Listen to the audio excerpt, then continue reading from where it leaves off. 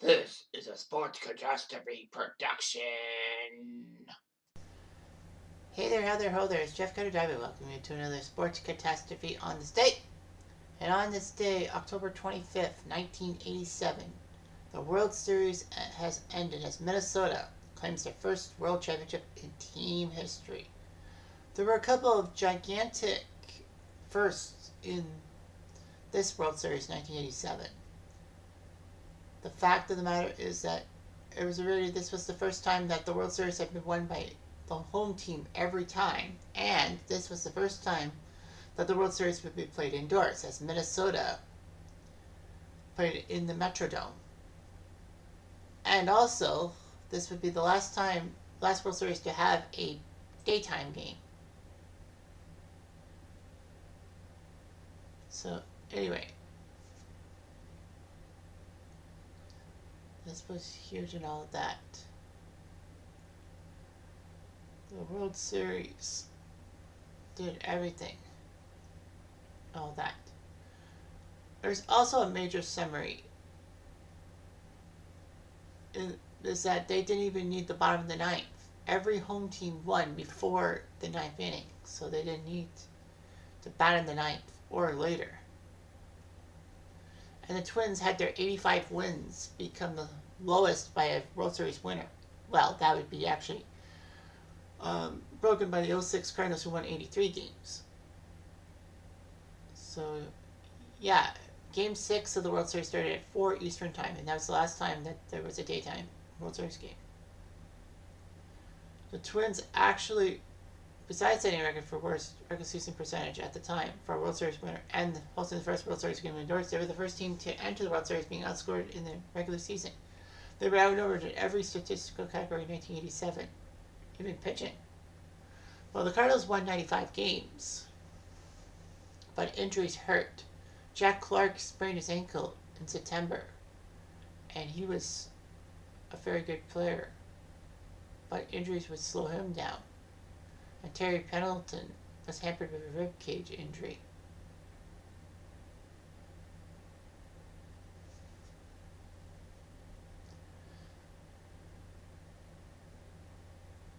Anyway, it was not to be for some people, but anyway. Game 1 of the World Series saw the Twins crush it 10-1 thanks to Dan Gladden's grand slam in the 4th inning. The Metrodome crowd was 110 decibels, and Frank Viola took down Joe Magrane.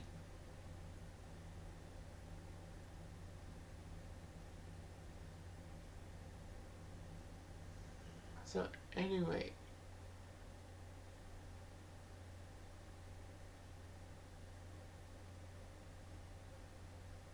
it just worked out that way. Game 2 saw the Twins win 8-4. As Bert Bylevin took down Danny Cox, as the Twins scored 6 in the 4th. So the 4th inning was also their game they broke off and all that. As Randy Bush and Tim Launer both had 2 RBI hits. Game 3 went to Busch Stadium after a travel day. It was a pitcher's duel between John Tudor and Les Straker. The Twins did score in the 6th inning to make it 1-0. However, a 2-run double by Vince Coleman, who was healthy enough this World Series, as opposed to the 85 World Series with that tarp injury, gave the Cardinals the winning run. Game 4 saw St. Louis crush it 7-2 as Bob Forsch, the legend, that was Bob Forsch, took care of Frank Viola. Actually, St. Louis had their starter Greg Matthews get injured in the 4th inning. Had been removed, and Forsch came in, the icon as he was. Tom Lawless, of all people, hit a 3-run home run in the 4th inning, which was huge and all that. People didn't even know who Tom Lawless was. He only hit 2 home runs his entire career, regular season and postseason, and he actually did a bat flip. Game 5, St. Louis scored 3 in the 6th as Cox got even for Game 2 against Bylevin. Kurt Ford hit a 2 RBI single, and then they were up 4-0. So Game 6 happened on October 24th, And the Twins came off to a quick start off of John Tudor.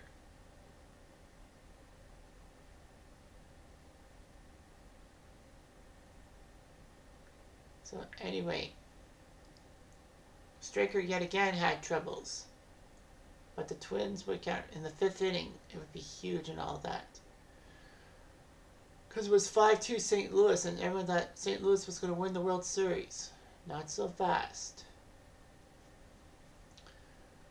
In the 5th inning, Kirby Puckett singled, Gary Gaetti doubled, and then Don Baylor hit a mammoth home run. Because they could use the DH. Tom Bernansky got a single, and then Steve Lombardozzi got him a single. But in the 6th, they blew things wide open and all that.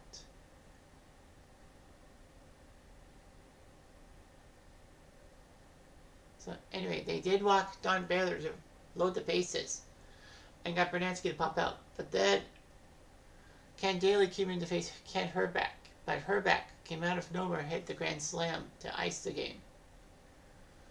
And then Game 7 happened. Now, they actually had to move the Vikings' home game against Denver to Monday night because of this, Game 7. Joe Magrane became the 6th rookie starter to start Game 7 of the World Series. He started Games 1 and 7. And that would be big, all that. Frank Viola was also pitching. St. Louis actually scored 2 runs in the 2nd inning. Tony Pena with an RBI single and Steve Lake with an RBI single to make it 2-0. Viola would do much better after that. The Twins came back to the 2nd on a Steve Lombardozzi RBI single.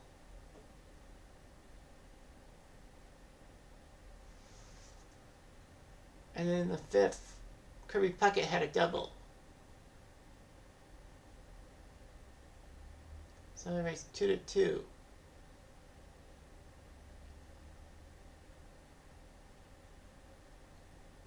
Anyway, it would be huge. The 6th inning, there were a few controversial plays. And Danny Cox was ejected from the game.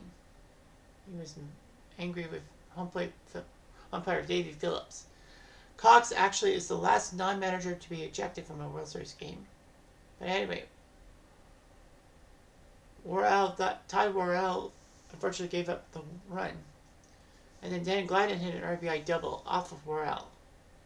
Jeff Reardon came in for the 9th inning, saved the day, and Minnesota won the World Series.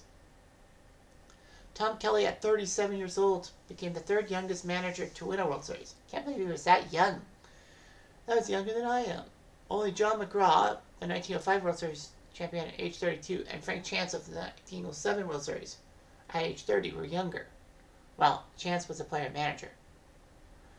The Twins, despite being outscored in everything and all that, I think even in the ALCS against the Tigers, actually outscored the Cardinals 38-26, with their big inning being the 4th inning with 13 runs in 7 games. So anyway, no other World Series has ever happened.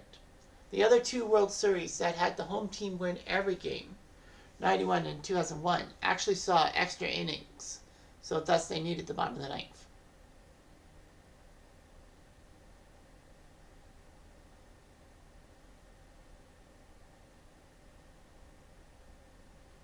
So Steve Carlton was actually on the Twins roster, but he was not on the playoff roster. He still attended the White House for the celebrations.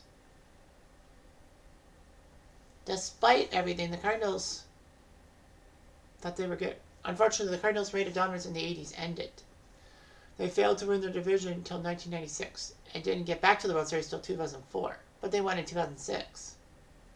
The Twins actually won 91 games, which ironically was more than their 1987 season. The trouble was Oakland put up 104 wins. The Twins would fall to last in their division in 1990, but somehow they went from worst to first in 91, winning the division, winning the ALCS against the Blue Jays, and winning the World Series in one of the greatest, if not the greatest, World Series of all time against the Braves.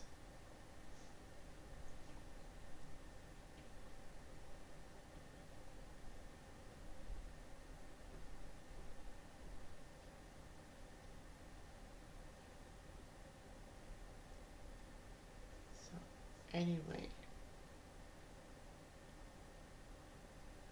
They actually found out that there was a Metrodome technician who tried to influence games on the Twins' behalf by adjusting the air conditioning fans while the Twins were at bat.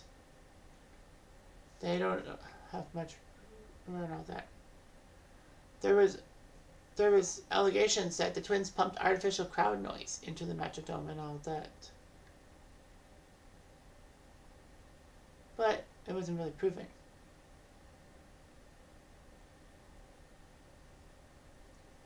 So anyway, the '87 World Series became the third straight World Series to go to seven, and that's the last time it happened.